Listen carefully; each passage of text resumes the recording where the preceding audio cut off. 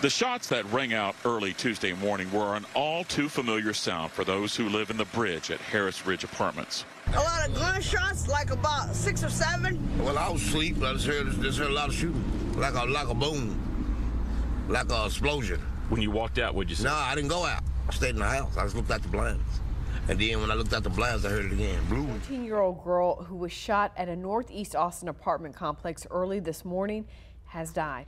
It's a loss, a young life, that Guajardo says she'll spend the rest of her life wondering about. She just was a bright light. They took something from me that I can't get back.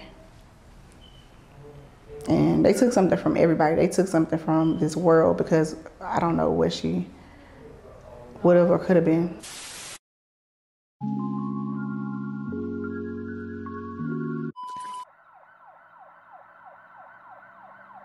Around 1:30 a.m. on June 6, the Austin Police Department responded to the bridge at Harris Apartments at 1501 East Howard Lane near DeSalle Road for reports of a shooting. Upon arrival, they would find a young girl in the parking lot suffering from a gunshot wound. It happened around 1:30 this morning off of East Howard Lane. This is a look at the crime scene right now. It's next to DeSalle Middle School in North Austin. Police got a call about a possible shooting. That's the live look at the crime scene. Here's a look at some of the video we recorded earlier. What happened at the bridge at Harris Ridge apartment complex. It's a gated area, so when we got there, we were pushed back from the scene. It's private property, but detectives say that's still a very active situation. You're right at the beginning of this. Detectives are on scene now and trying to go through what they have and what they know right now. And I mean, you're right at the beginning of this. So that means no suspects have been taken into custody that we know of yet. We still do not know the girl's age. The victim was identified as 14-year-old Mikalah Franklin, who was taken to Dell's Children's Medical Center in critical condition, where she was sadly succumbed to a gunshot wound to the head just a short time later. 14-year-old Mikalah Franklin, affectionately known as Peaches or Kayla to family and friends, is described by her mother as a loving young girl who was a bright light with an outgoing personality, always making everyone laugh.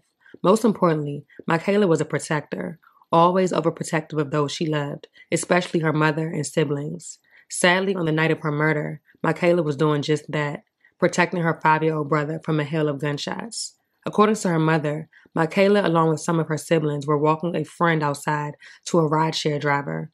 Once the vehicle pulled off, they decided to sit on the back of her mother's truck when out of nowhere, sounds of gunshots filled the air, with Mikalah scrambling to shield her 5-year-old brother as her other siblings ran away for safety. Mikalah's mother said when she initially ran outside after hearing the gunshots, she thought her 5-year-old son was shot, but soon realized he was covered in Mikalah's blood. Mikalah laid in the back of the truck, fighting for her life until an ambulance finally arrived 45 minutes later. Her murder marks Austin's 31st homicide this year. She's always been goofy. Looking back on the young life of Mikalah Franklin, her mom, Tashina Guajardo, has a whole camera roll filled with photos and videos of her daughter.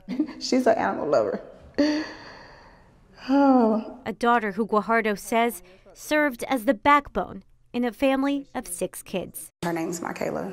Her name's Kayla for everyone else, and the whole apartment complex knows her. Everybody loves her. She was funny, really, really goofy, loving, and she was very, very protective over her siblings. And on Tuesday morning, she protected her 5-year-old brother. She was grabbing him and trying to get him to safety. Guajardo says Mikalah and her 3 siblings had just stepped out of the apartment complex to sit on the back of her truck. And I seen a black car pulling up, and they just started letting shots off. I was in the house. I heard, like, a lot of shots go off. Like, they just weren't stopping. So she raced downstairs. They were still shooting at the time, but I really wasn't thinking about that. Like, I just wanted to get them. Guajardo says she originally thought her 5-year-old son was shot. But my youngest had blood all over him. But it was her sister's blood who was found lying in the back of the truck. I just keep having flashbacks to how I see my sister laying on the truck, lifeless, fighting for her life. Guajardo says after a long wait, police and EMS arrived and took Mikalah to the hospital. I knew they was going to tell me that she wasn't going to make it. And they said that she was brain dead. And they were like, did I want to see her? And I said, no, I want to go home. There's no reason for me to stay up here if my sister not coming home with me. And they miss her. She can't tell me that she loved me, like, no. And the fact that I got to deal with not waking up with her no more, her not being here, not seeing her smile. How can you sleep when every time you close your eyes you see your baby? Mikalah's mother calls the shooter a coward. Is going to shoot up an apartment complex instead of whoever that person is that you obviously are afraid of going to them. It's a coward. Guajardo says she hears gunshots at the complex almost every day. 2 days before this, I had just reached out and was trying to get out. I just moved in. I wanted to get out of my lease. I was telling her that I didn't feel safe. My children are not safe to go outside. And lo and behold, 2 days later. She says management at the apartment complex hasn't contacted her after this incident. Residents describe the shooting as a regular occurrence within the complex, citing the fact that crime in the area has increased dramatically over the last year and a half. Evidence of those past attacks can still be found in the complex, with bullet holes still visible. One resident even pointed out the holes in the exterior walls of his apartment, and even the entry and exit holes in an AC unit that was hit, with one of those same bullets piercing the walls of his son's room as he was asleep. Pleas to property managers and owners have resulted in little to no action. For Kelvin Davis, it was a normal summer night, relaxing on his balcony, when suddenly... You see a car come by and you see they steady blasting many shots of guns and just shooting and shooting and shooting. I started shaking. I didn't know what to do. Am I going to die? Am I going to make it to see another day? That was the thought running through Kelvin Davis's mind as he sat on his balcony watching a car shoot at a group of children playing outside early Tuesday morning. I see a car, like a tannish, goldish, brownish looking, grayish looking car driving on the other side of the street, shooting an automatic weapon, going back and forth and coming all the way from one end to the front of the building, shooting. After the gunfire ended, Davis looked over the balcony to see if anyone was hurt. I seen one person's feet sitting still in the back of the truck. I see another kid come out, and I see them crying. And it's like, oh, somebody called us. They're not breathing, they're not breathing. So I'm sitting there shaking, trying to find a way to get my phone to call the police. Davis says it took police more than 45 minutes to arrive at the bridge at Harris Ridge Apartments on East Howard Lane. I happened to just meet the kid not too long ago, telling them about my art and everything. And that thing hurt my soul, man, to see a child get hit by a stray bullet. That's not good at all. We talked to another neighbor at this complex who declined to show her face or share her name on camera.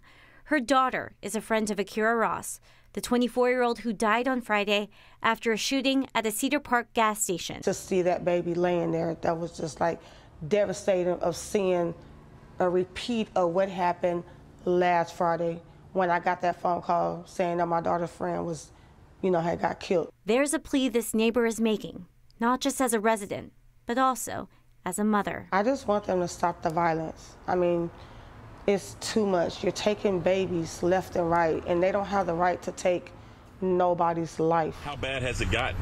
It's got bad, like real worse. Like in the last year and a half, it's like multiple shootings over there. And marks from past shootings are still visible.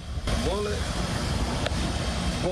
The bullet holes Terrell Williams showed me are frightening reminders of how close the seemingly random attacks came to his children in his unit. Over how much time? Over 5 years. And it went through my son's room. This is my son's room, and went through it. And this is ridiculous. My son was in there, the room at the night that this happened, and he could have ended up dead. It's just that easy. These kids don't care about who houses they shooting to. They just shooting through. Residents told me their pleas to property managers have resulted in little to no real action. Do better, have cameras up, pay the city for police patrols here. And for starters, the politicians take these guns out the streets too. For many, it's long past time to leave, but they feel trapped. We try to get out of them apartments, but we're on a housing program, man, and it's been getting bad. We've been complaining about fixing stuff. They don't do nothing. A GoFundMe was created by Mikalah's family to cover her unexpected funeral expenses. As of right now, there have been no arrests in the case, and the Austin Police Department, along with Mikalah's family, is offering an award of up to $1,000 for any information leading to an arrest. The case remains ongoing.